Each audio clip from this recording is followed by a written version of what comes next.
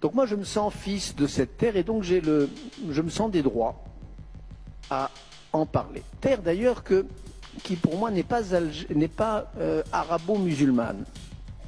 Moi, je la vois pas comme ça. C'est peut-être un point de désaccord avec vous, madame, ou pas. C'est une terre arabe, c'est une terre musulmane, mais c'est une terre juive, mais c'est une terre un peu gréco-romaine, et c'est une terre française, pas par la colonisation, qui est une horreur et une abjection, mais par ce brassage des cultures dont certains aimeraient bien en Algérie ou effacer les traces. Je ne vais pas vous apprendre cette campagne d'arabisation qui n'a d'ailleurs heureusement pas réussi et qui a tenté d'amputer la mémoire et l'identité algérienne de ces deux composantes essentielles, qu'est sa composante berbère et sa composante culture française. Donc moi je me sens fils de cette Algérie-là, de cette Algérie grande aussi parce qu'elle fut cosmopolite. Et celui-là qui vous parle, ben, il a aussi des problèmes avec l'Algérie. Et je vous disais que j'avais mal à la France quand je voyais comment elle vivait sa mémoire algérienne. J'ai mal à l'Algérie quand je vois la manière dont elle traite sa propre mémoire. Et c'est vrai que quand je rencontre des responsables algériens, notamment en 97, quand j'étais venu faire campagne, enfin témoigner de la vérité, à savoir le danger islamiste, j'étais quand même gêné de voir la gêne des responsables algériens avec qui j'étais en contact.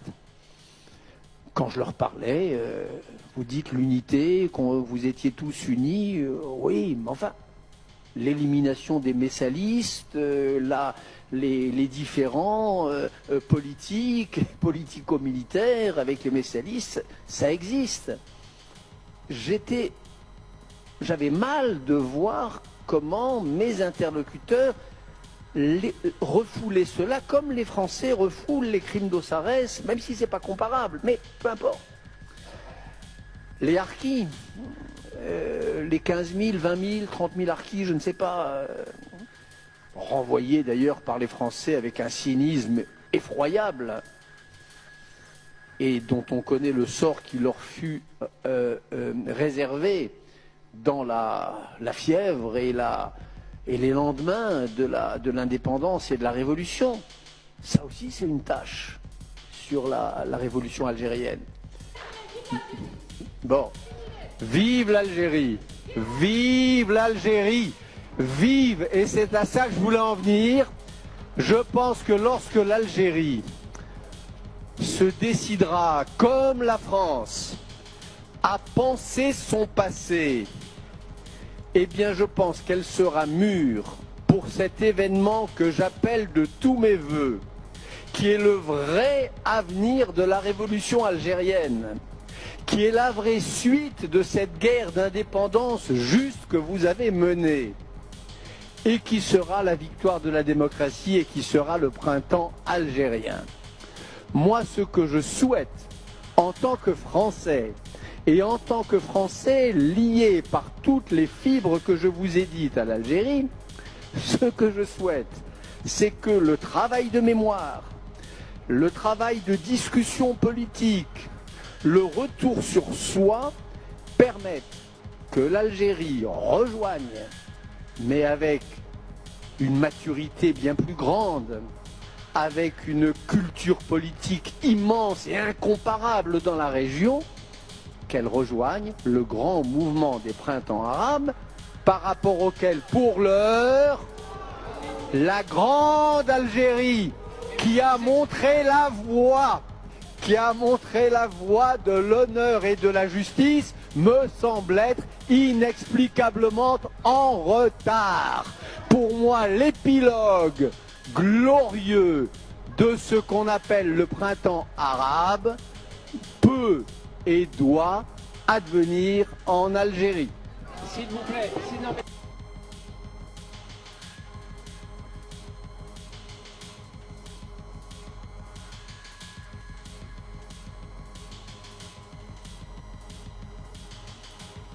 Est-ce que ces bouleversements dans les révolutions arabes, et notamment en Libye, ne menacent pas la stabilité de l'État d'Israël? Attendez, je suis plus que très attaché, je suis inconditionnellement attaché à Israël. Je suis un ami inconditionnel d'Israël. Et c'est à ce titre que je vous dis qu'au contraire, ces printemps arabes, je pense que c'est bon pour Israël.